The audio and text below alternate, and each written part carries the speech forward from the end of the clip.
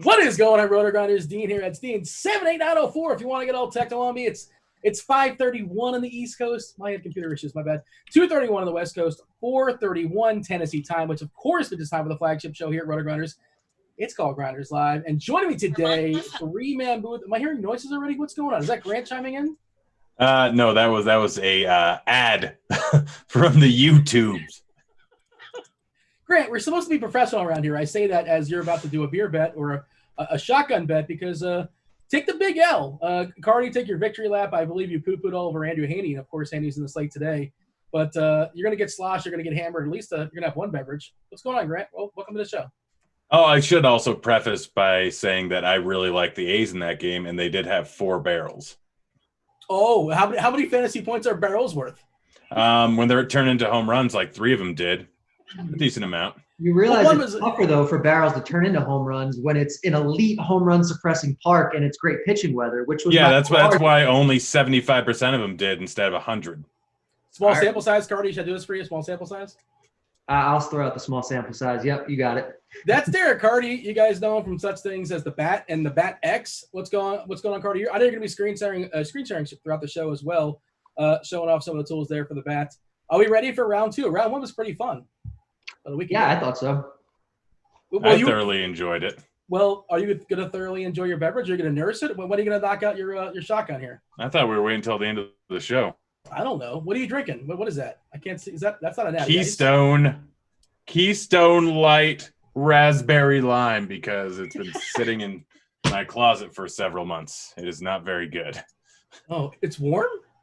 No, my closet is surprisingly cold. Okay, fair enough. If you're not thirsty just yet, I guess at some point throughout the show, maybe you surprise us or whatever. Go ahead and knock that out. Pay off your bet, and I imagine we're gonna have a bet throughout the show as well too. And hey, I know we're doing the Sharpside bets. I unfortunately had an issue logging in, so I did not get mine locked in. Cardi and Grant, do you guys happen to have your Sharpside play today? Yeah. Do I say it now or later? I guess you can say it now. Sure, why not? And I assume I think Devin, our producer, our fabulous multitasking producer, he's in the YouTube as well. If you guys are on YouTube, first of all, like and subscribe. That's cool. We much appreciate that. Ask some questions. We'll do our best to knock those out before the show ends as well. But, give us your Sharpside winner. And, Grant, you know what? Tell the people what Sharpside is if they're not aware. Sharpside is basically the Tinder of sports betting, not patent pending, maybe trademark infringement. But you swipe left, you swipe right, you get streaks. They have promos running all the time that's literally absolutely free. You just throw your bets in. You can see how good you are at sports betting, see how bad you are at sports betting, see how good I am if you just take my picks. Who knows, whatever you want. But you can win free FanDuel cash. That's just free money. Don't have to do anything other than swipe left, swipe right, lock in bets, and they have a streak contest going right now. The more you get in a row right with your locked bets, the more money you get. So sign up now and get on in the game. Look at that pitch. That was all in one take. Who's your winner today? We don't care about the pitch. We want your winners. I am going with Detroit money line. You have to have I think it has to be -140 or better. That was right on line at -136. going up against Casey. I'm not buying into the giant struggles Matt Boyd had in his first start. I really like Boyd today. I think that he's in for a good bounce back. And yes, it's a little bit of a worry of the home run ball, but I think that he's going to have a good outing. This Kansas City lineup is not great, but I really like Detroit today, and I really, really like the bats. I think Duffy's going to get destroyed. We're going to talk DFS in a second, but it is interesting. It's kind of a tale of two sites, the way lineup construction goes down, FanDuel as opposed to DK. DK kind of sort of somewhat forces you to play those Royals and play the Tigers on the other side as well, too. At FanDuel, not so much. It's much easier to make the Yankees work, which, yeah, spoiler alert, if you like the Yankees, everybody else likes the Yankees as well. Cardi, who's your Sharpside winner today? I took the Pittsburgh Pirates. I took an underdog, plus 133, I think. I think it's not quite a pick 'em, but I think it should be closer to a pick 'em than the line indicates. They have, a good pitcher going in Musgrove, not as good as Woodruff, but a good pitcher. I think the offense itself is maybe slightly underrated. And I think the Brewers offense could be good, but they just keep rolling out these really weird lineups. If they put like all their best players in one lineup, they'd have one of the best lineups in the National League. But they roll out these lineups where Eric Sogard's leading off, where Ben Gamel's playing, where Brock Holt's playing. And it's just like, guys, like, what are you doing? Especially in a 60-game season, like, you got to rest these guys this much. Like, I don't get it. So I like the Pirates today. I think there's value in them.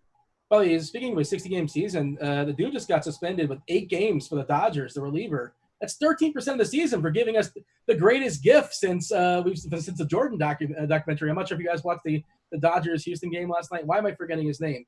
The relief pitcher was making faces at Joe Kelly. Joe Kelly. Yeah, suspended 13% of the season. It's like over $300,000. Whatever. Sorry, I just got caught up on you. It sounded like you misspoke. I think you meant to say GIF. Oh, come on. Really? We're going to do Yeah, the guy who invented it allegedly wants to call it a GIF, so sure, it's a GIF. What it's called. Why not? Do you want to mention this before we dig into the slate? Also, if you guys are current RotoGrinders premium members, you can get the specialist package. Add it for free for at least 30 days. That's MMA, NHL, EPL, and soccer. I think there's other fringe sports as well. The next 30 days is free. Click the banner there. Have at it. It's good times. All right. I was talking about FanDuel and DK having 2 different approaches. And, oh, by the way, just a different overall approach as far as a slate because we actually have starting pitchers that we like today, right, Cardi? And opportunity cost matters when it comes to pitchers today. I'm not sure. I mean, I know you're more of a DK guy as opposed to a FanDuel guy. Have you broken down the FanDuel lineups as opposed to DK lineups? Because as I was saying before, DK, you can get Cole and you can get a pretty strong SP2 and still get good bats because it's just so egregiously priced. Some of the guys out there. Ridiculous. Like, it's just like, why is it so soft? They really need to fix it. It's not good. Yeah. Well, we'll talk about the pitchers in a second. How about yourself, Grant? Do you have different approaches as far as the slates that based upon what we know as far as the salaries and what the sites are kind of sort of forcing us to do?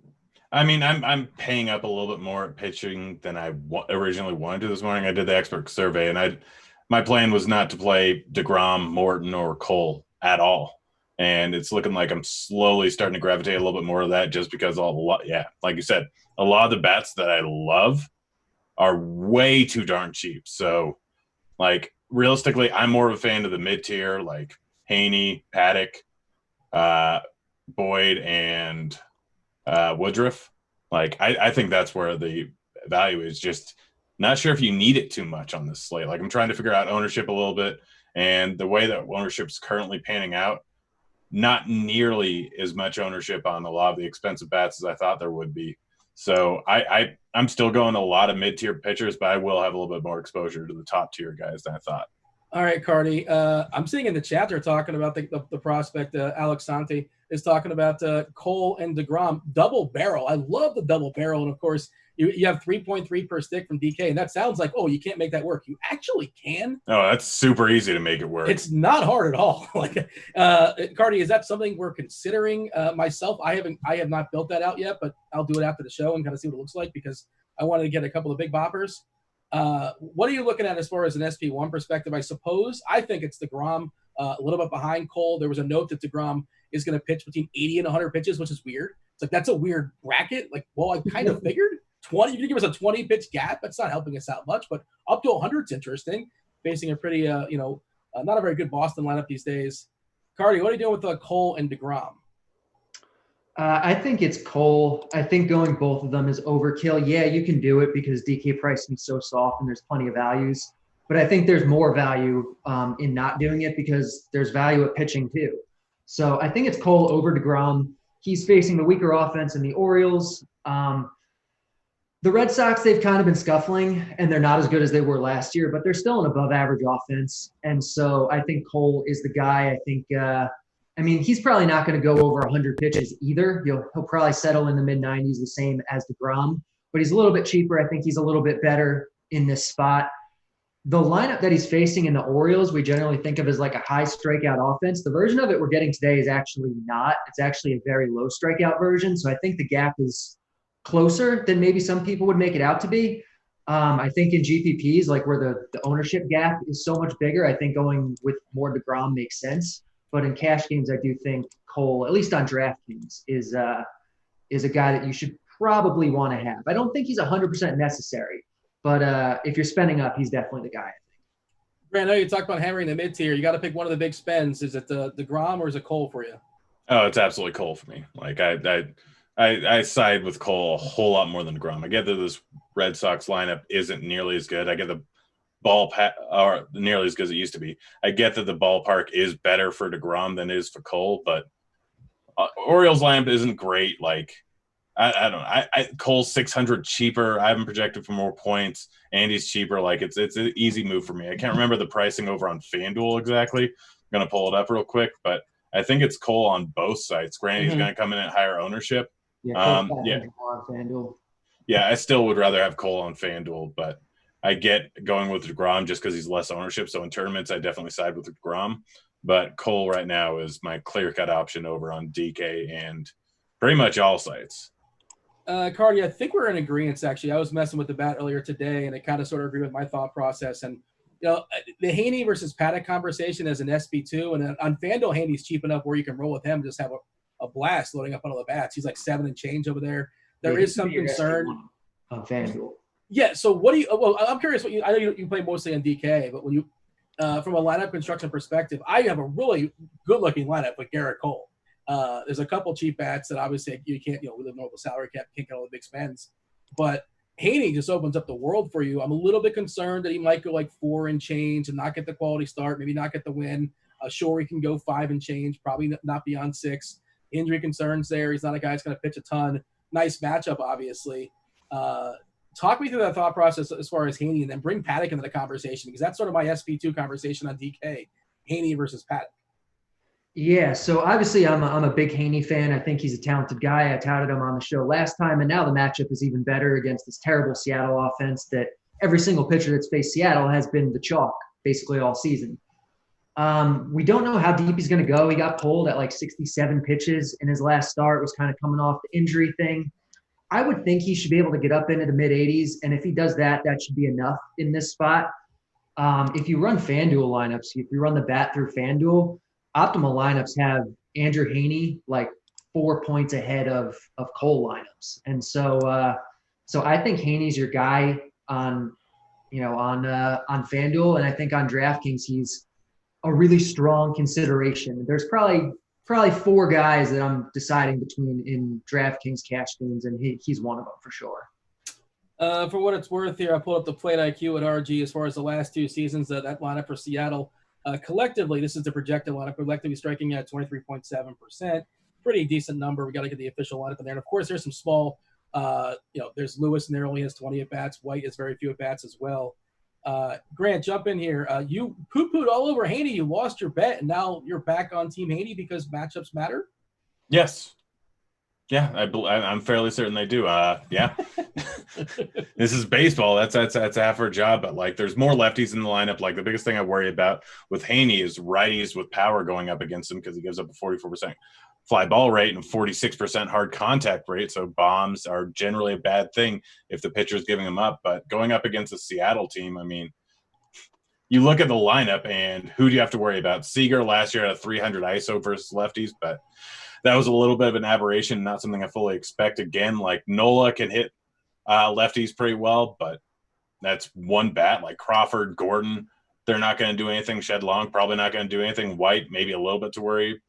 Lewis, a little bit to worry about, but there's not much. There's really not much in terms of power in this lineup here. I get that Anaheim is a decent ballpark for home runs. It's just like slightly above league average, I think, but it's not something I really have to worry about. And if I remember correctly, I'm pretty sure Heaney came in going up against Seattle last year and had 13 strikeouts in his first outing, and I think he averaged close to 10 going up against Seattle throughout the course of last season.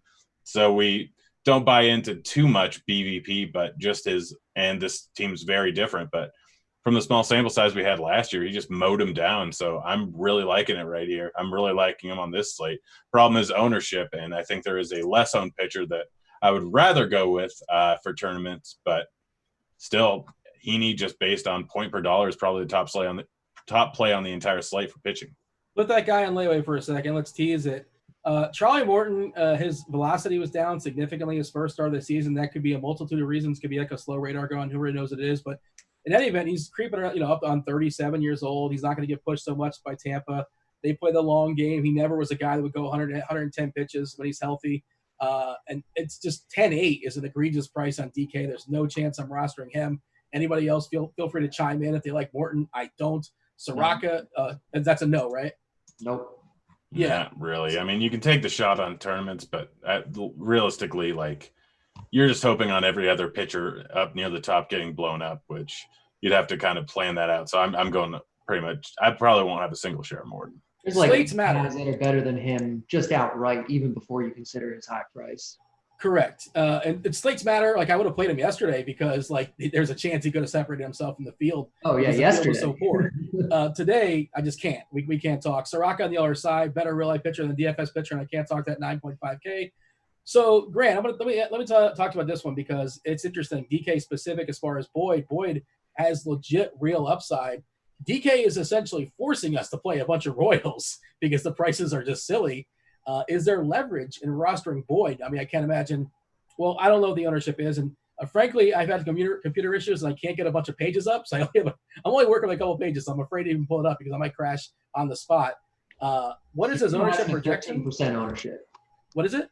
Firmino has him at 13% ownership. And I think that's high.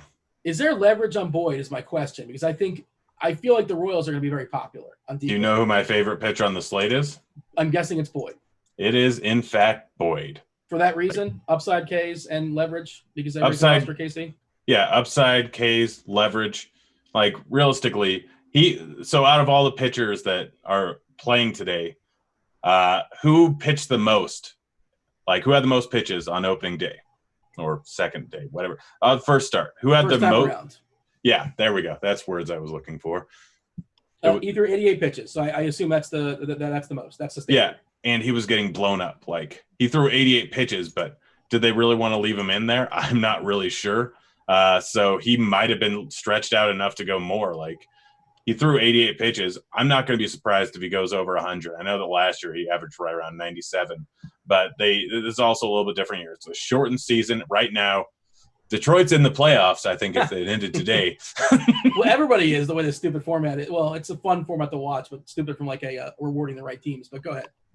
Yeah, but I mean, Detroit, like, they were absolutely horrible last year.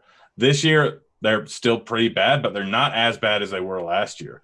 Like, you look at what Boyd did in his first outing, and yes, he didn't strike guys out. That I think that's an aberration. He got hit a little bit. Like, it was just a weird start for him. And yes, it was against Cincinnati. It was in Cincinnati. I don't think he's going to be exactly like that again. Like, I really, really like Boyd. You look at his stats versus DeGrom stats, and the difference is hard contact and fly balls. So there's a lot of different ways that you can get a guy for $3K cheaper who can go 20 more pitches than DeGrom. And he can easily end up outscoring DeGrom here. He can easily end up outscoring Cole because we don't know exactly how late Cole's going to go in the game. Pitched 75 in the first outing, and that was because of a rain-shortened game. We don't know how much he would have been. I just want to get this clarified, Grant. Is Boyd your favorite player on DK or because of the Royals thing? They're going to be so popular, or just your favorite player on the slate, and that's that? It's my favorite player on the slate, and that's that. Okay. For GPPs, at least.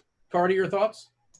I like him for GPPs. I mean, he projects as the best pitcher that isn't Cole or DeGrom today in the bat, only 3 points behind Cole.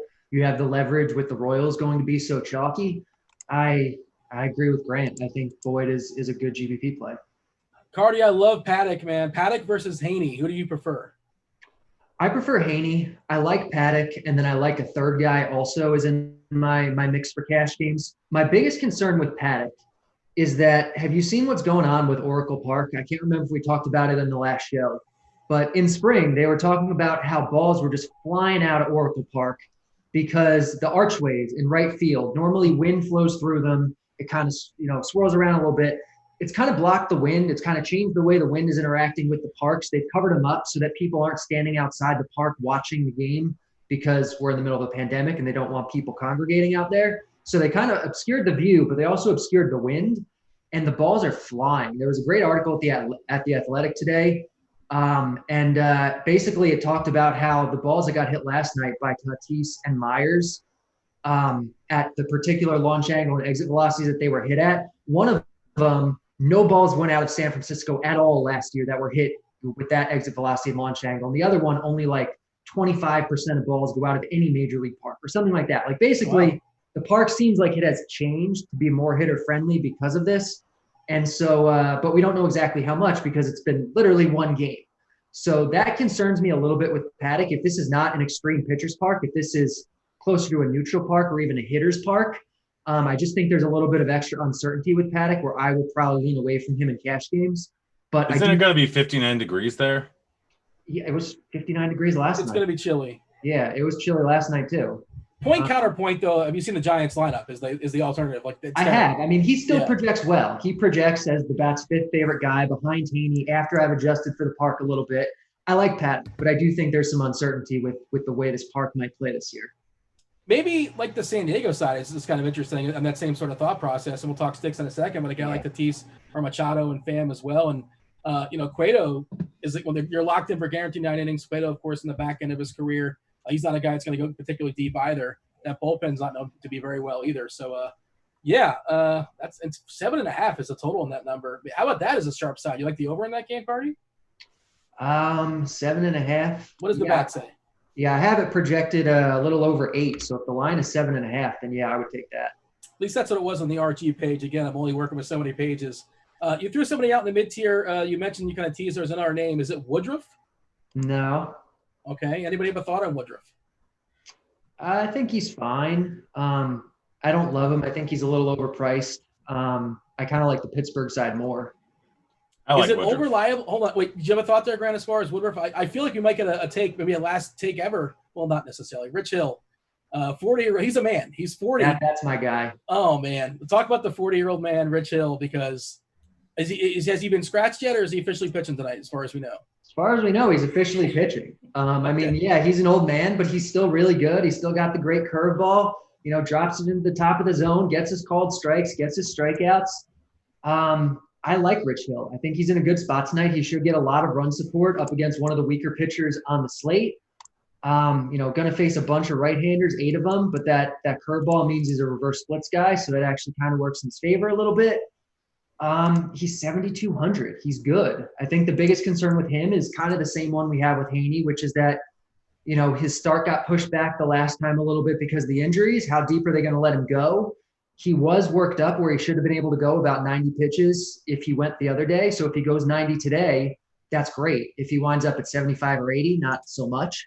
But I think the price, makes him well worth considering, even if, maybe he doesn't go a full 90. If we're going to scrape the barrel, I don't mind Musgrove at 5.3 on DK as an SB2. Yeah, sure. Yeah, Grant, jump in here. You said you had one more guy. Was your guy Rich Hill? Was it Musgrove? Was it somebody else we haven't mentioned yet? I mean, I like what I forget his name already. I like Woodruff. I like Woodruff and I like Hill, but like if we're talking about leverage, like what's going to be one of the more chalky stacks on the slate? Well, it's going to be Musgrove with the Yankees, like an SB, like one maybe like a Paddock or Heaney and Musgrove with Yankees. Like that's going to be super popular. That's going to be super popular. People are also going to have a lot of Minnesota hitters. Their lineup is weaker than you want it to be for what it's worth because they lost Garver and they lost Kepler. They're not playing today. Yeah. Just throwing it out there. Yeah. But what do they have a lot of in their lineup? Power. Barrels. Yep, and most of their power is from what side of the plate? Well, it's on. Well, I'm trying to think what's it's from the right side of the plate. Yeah, so Donaldson, Cruz, Sano. Those are the power guys. Ponce de Leon, a lot of strikeouts from the left side of the plate that probably shouldn't be that high, but his out pitch is a changeup, and he tends to throw a little bit out of the zone, get a little bit wild, and that's why he ends up with a whole lot more strikeouts going up against lefties as opposed to righties. And his walk rate is drastically lower, and his ground ball rate is drastically higher going against righties. It's strictly a GPP play. Like, have we heard much on his pitch count this game? Let me look at my notes. I haven't projected in the mid 80s. There must be a reason I have him there, probably, but I have to look it up. Yeah, that's why I thought. I was just wondering if we've heard any more. I've been focusing on sports betting stuff for the last few hours, but like, he gets ground balls to righties, and looking at this lineup now, like, there's a decent amount of lefties, like Avila, Cave, and Gonzalez there at the bottom. Like, all those guys just swing. Like, Ponce de Leon is going to come in at 1% ownership. Twins are going to come in at like 15, 20% ownership, depending on site mostly. Like, Cruz is sitting there at just 4.4K. Like, Polanco's sitting there at 3.8K. Donaldson's 4.2K. Like, you can fit in a twin stack very easily, especially if you don't throw in Sano. Ponce de Leon doesn't give up a lot of power to righties, and he strikes out lefties, which are 1, 2, 3, 4, 5, 6 of them in the lineup, 3 of which are massively high strikeout guys, going up against guys that happen to strike out guys at a 34%, 35% clip last year. You want a GPP play. Oh, wait, Cardi, I feel like a bet's coming on. You're taking Ponce de Leon versus who? Who are we putting him up against? I'm not a big De Leon fan today. Well, we can just do same game. Ponce de Leon versus Rich Hill. Just straight up points, or you like drinking less than me, so I give you good odds. Like, realistically, that's a minus 250 bet. All right, I mean, I'll take it. I like Rich Hill much more than De Leon. Yeah, all right, we got to move on to bats. Summarize the arms. Cole and DeGrom up top. I like Cole more. Haney's great. He'll be chalky, but he's a great cash game guy. Paddock and Rich Hill, I think, are also in the cash game conversation. I think Boyd is great for GPPs. I think Musgrove is really good for GPPs. Grant, do the same. For the record, I'm not in on Ponce de Leon. Shocker. No one is. Like, This is it's a long shot GPP play that I could see working out very well in this spot here. But for pitching, long shot GPP play, Ponce de Leon. Favorite 2 GPP plays, Boyd and Heaney. And then other guys that I'm considering, Cole, Paddock, Woodruff, and Hill. All right, it's knockout catchers, and like, you don't have to roster any catchers on FanDuel. Of course, Gary Sanchez over there is 2.9K, which is really cheap. For your cash games on FanDuel, I'm not going to tell you what you have to do, but I'll tell you what you should do. You should have 4 Yankees. The Yankees are really, really cheap over there, and it's pretty silly. It's hard figuring out which Yankees to roster. Now, there's a couple that are expensive, obviously, but there's some really, really cheap ones. FanDuel specific for the Yankees. I believe it's kind of swiping on through. Torres is like 3K. Hicks is like 2.5. Ford is like 2.2. Sanchez is 2.7. It's ridiculous. Get yourself some Yankees over there on FanDuel in your cash games. Catchers, I guess it's Perez, right? At least for cash games, Cardi, right? It has to be. I think we said it the other night, but like, if you don't have Salvador Perez in your cash game lineup, just give up at DFS. You're just bad. You're just bad. Just stop playing. Perez is so much the cash game guy. Tournaments. In tournaments, you can fade him. In tournaments, I would probably be lighter on Kansas City because they're going to be so chalky. And it's not like they're in a great spot or anything. They're just so cheap, and they have so much value, and people are going to play them.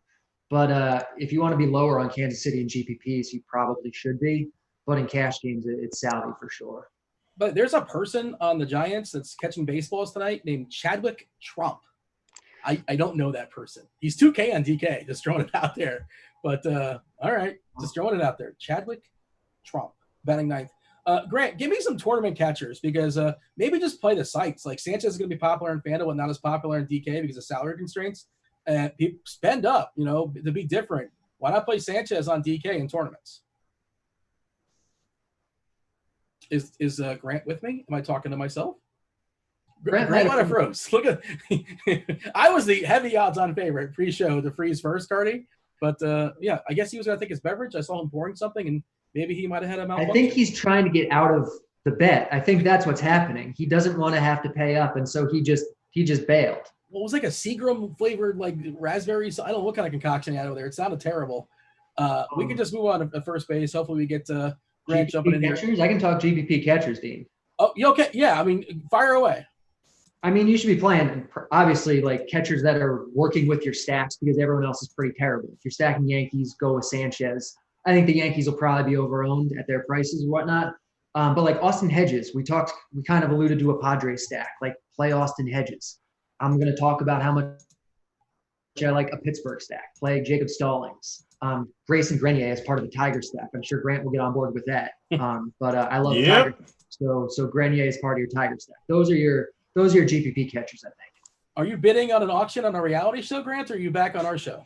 I'm back. The Zoom just crashed, so I don't know what happened. It just all of a sudden shut down. I'm like, oh, okay, all right, and now I'm back. Quickly, give me your favorite catcher or two for tournaments.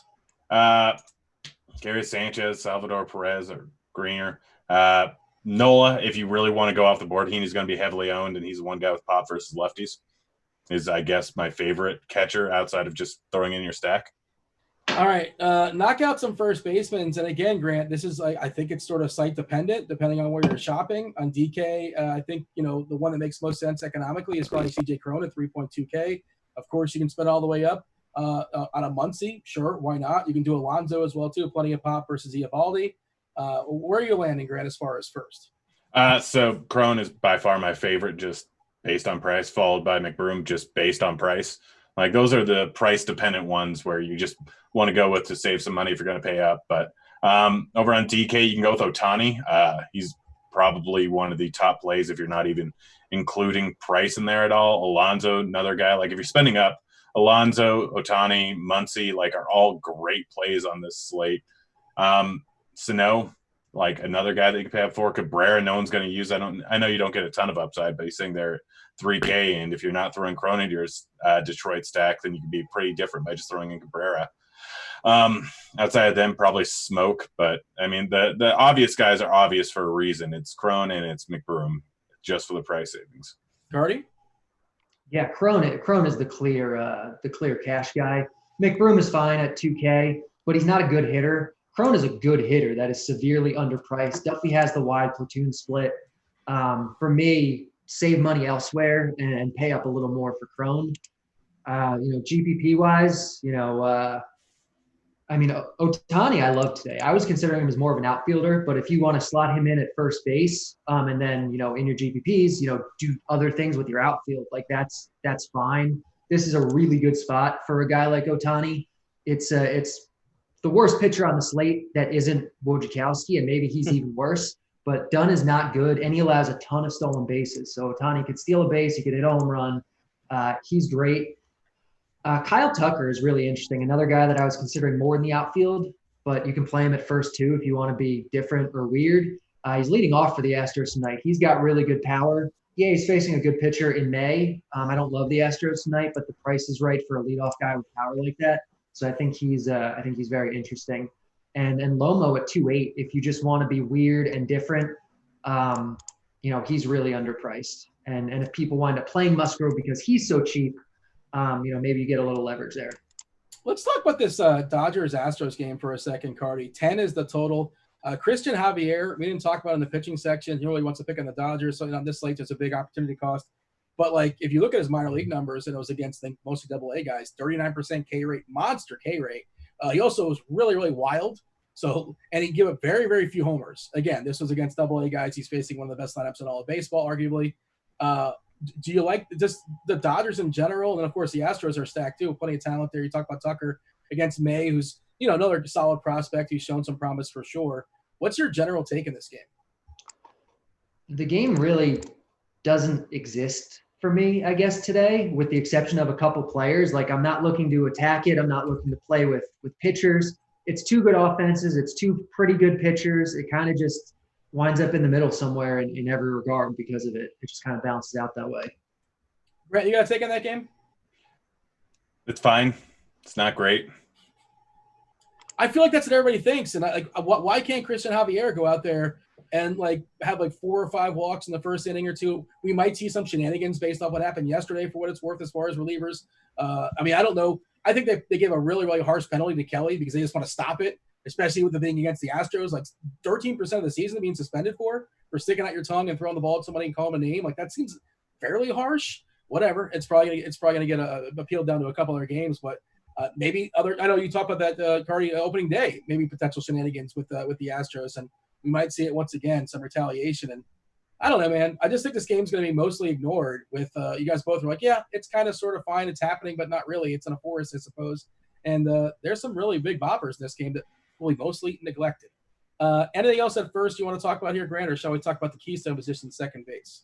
Let's move on to second. And there's at second base. I didn't mean to cut you off. I apologize. It got postponed. Is that real? What happened? Someone in chat just said the Yankees game got postponed. Is that actually happening? Unregister everything. Is that? Let's go ahead and check that out because I got to get confirmation on it. One of you guys jump on Twitter. Again, I can only open so many pages. My pages are limited. I'm on Twitter. I don't my see video anything. feed, and you're also listening to something else too, it sounds like. But my video feed is apparently behind. It sounds like my words are coming out of my mouth at a different speed than the video. I think it's fake. I don't see anything about it being postponed, at least right now. We're getting trolled in chat, is what you're saying. Could be. Yeah. Yankee, again, talk about Tale of Two Sites. Mike Ford is 5'3" on DK. 5'3" for Mike Ford. I think he's 2-2 on FanDuel. There you go. Second base, keystone position. Who wants it? I mean, there's a lot of ways to go at second base. There's a lot of good plays. Gleyber Torres is the top one. You can also play him at short, but he's a guy that should, I think, be a priority in cash games for you because the Yankees are, assuming they're playing, are the clear top offense tonight, and he's really good and plays middle infield. Jonathan Scope, though, is a guy, especially if you're spending a little more on pitching, is a guy that makes a lot of sense in cash games for the same reasons Cron does. He's hitting second. Duffy has the wide split. It's a big park downgrade for Duffy. I think he's great. Whit Merrifield, obviously, with Kansas City. I kind of think you're fading Kansas City in GPPs, and he's a little too pricey for cash games, so I'm kind of not really on him, but I think we got to mention him. And then the guy that I think is kind of sneaky is Colton Wong against Rich Hill. We mentioned Hill has kind of those reverse splits, so lefty-lefty isn't bad. Wong is leading off. Hill is a guy who allows a lot of stolen bases, so Wong could steal the base. It's a park upgrade for him. He's 3.5K, so he's cheap. He's the guy that I think is the sneaky second base play today. Yeah, the mouthwash there, Jonathan Scope, batting second tonight, 3.3K on DK. Feels like a really, really strong cash game play, especially if you're spending up on pitchers. Did you get any clarity as far as that Yankee game, Grant? And give me some second baseman. I saw nothing for it. Okay. I'm assuming that was just someone being a D in the whatever it's called. But yeah, second base, like it's Scope being the top option on the entire slate. He's going to be heavily owned, but I don't care. I'm still using him. Torres probably right behind him. Hira, Mayhew, Muncy, probably the guys after them. I don't mind that Wong call. The problem is Rich Hill gets a ton of ground balls to lefties. Like he has a reverse splits guy, but that's mostly referring to his upside and to have high amount of strikeouts, but he's actually better versus lefties than he is versus righties in terms of run suppression. So it's more for fantasy that I look at the reverse splits, but for actual use of the guy, like I don't really have much interest in Colton Wong there. Outside of them, like I don't know, maybe Listella is cheap, but I'd just rather go Scope. There's not really a ton of guys I'm looking at too heavily. Witt, I guess, where I mentioned Lau, not the worst idea in the world, but like high price guys and Scope are the way to go. All right. Note here in chat from our producer, Devin. He says he sees the note, but apparently it's for the Philadelphia New York game, not the New York Baltimore game. Maybe that's just an old note. So the one that got postponed like a week ago. Yeah. It was just like freaking people. Sarah, it was like 2 days ago. This is daily fantasy sports, which means we care about today, not tomorrow, not yesterday. Hot corner, third base. Cardi, open it up for us. I mean, the guy that I think everyone's going to have is Maikel Franco because, I mean, despite everyone owning the Royals yesterday, all their prices went down again today. He's the minimum. I don't understand that. I don't understand Franco's price at all. Like, they have to sharpen it up. But he's 2K. He's hitting cleanup against Boyd. He's your cash play. Don't overthink it. Like, he's your guy. By the way, I do want to mention Crunch Time's following us for premium members tomorrow for basketball. It's basketball season, Grant. I know you're excited, Cardi. I'm not sure how much you care or not. basketball starts up again tomorrow. I'm super excited. It's a 2-gamer with New Orleans versus Utah, the first game, and the Battle of Los Angeles is the second game. That is free for everybody for crunch time. Check your local listings. I want to say it's about a half hour, 45 minutes or so before the first game because it's a doubleheader. Yeah, check that out. Of course, Crunch Time follows us for premium members. You'll get a weather report as far as Roth and I believe it's cheese, cards, and some combination of that, maybe Tuttle. 2 of those 3 guys, but definitely Roth for sure. Your thoughts as far as tournament plays at third base, Grant? Tournament plays. This isn't really a tournament play, but Josh Donaldson is probably the second best play on the slate. But Candelario, you know me, I love the Detroit stack, so he's a guy that I'm definitely throwing in there. Machado, Cardi's starting to talk me onto a little bit more a San Diego stack here. So Machado, definitely a guy that's in play. McNeil, a guy that's definitely in play going up against Eovaldi with platoon split. If you want to go deep field tournaments, Devers going up against Grom, get a little bit of leverage there. Yandy Diaz is 3.9K. It's not a terrible idea. Urshela going up against Woj can easily take one out of the ballpark, batting 8th, only going to be 3% owned. So those are the guys I'm probably looking at in tournaments. I love Machado as a one-off, even if you're not stacking the Padres. Like, he's a great one-off play. And Phillip Evans is a fantastic play. I think Pirate stacks are a really good idea tonight. They're super cheap. They let you do other really good things with your lineup. They're going to be low owned. Evans is 2.2K, hitting second, and he's projected at 6% ownership, which even that might be high. But he's a strong play today. Evans versus Franco. Evans is 2.2 on DK. Maikel Franco is 2K. Which do you prefer, Cardi? I prefer Franco. Like, Franco projects for, I don't know, about 3/4 of a point more than Evans, but he also projects for like 4 times the ownership or 5 times the ownership. So in GPPs, it's clearly Evans. Let's jump back to shortstop. Cardi, set us up here. We talked about Gleyber Torres at second base, but I think he probably fits better at shortstop. I love Fernando Tatis as a GPP play, maybe even a cash game play. Adalberto Mondesi, part of the Royals, he's definitely in your cash game mix. I think it looks like Jorge Polanco is going to be – oh, never mind. His ownership went down. He's projected for like really high ownership earlier. I like him, but I think right in that range, Mondesi's a little cheaper. I think he's better. I think Paul DeYoung is a sneaky-ish GPP guy, but really it's probably like Torres or Mondesi as your cash play.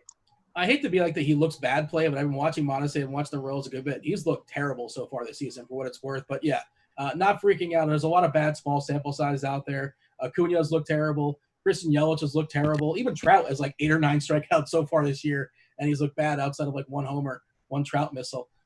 Jump in here, Grant. And just a callback as far as FanDuel specific on third base, Jeff McNeil's like 2.8 or 2.9 over there. That's too cheap. That's pretty silly. Like him a good bit on FanDuel. Shortstop, Grant, what do you have for me? So I like the DeJong call. Tatis is probably my favorite on the board outside of Polanco, just because of his price tag of 3.8K. Like, it's just way too cheap. I know I was talking about Ponce de Leon as a GBB play, but I mean, the Twins have a giant run total for a very specific reason, and it's that they score a lot of runs generally. But Torres, Mondesi, just because of the price, Seager, Tatis. One thing I am starting to like, another GPP play or another GPP stack. I guess we can get to that in the stack portion of the show. I'm done. Nice segue. We got to knock out some outfielders, Grant. You want to start with that? A lot of outfielders playing baseball tonight. There are a lot of outfielders playing outfield. So top 2, very clear. Soler, Nelson Cruz. Both of them are way too cheap, like silly cheap. Brantley's a bit too cheap there at 3K.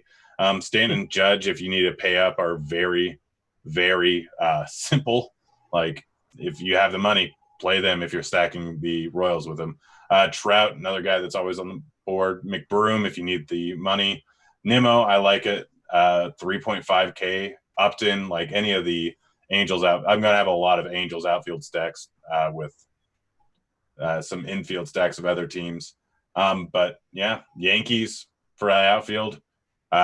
Minnesota for the outfield, Kansas City for the outfield, like pretty much the same guys that you're using all your stacks. You're pretty much stacking up the outfield in most of the scenarios.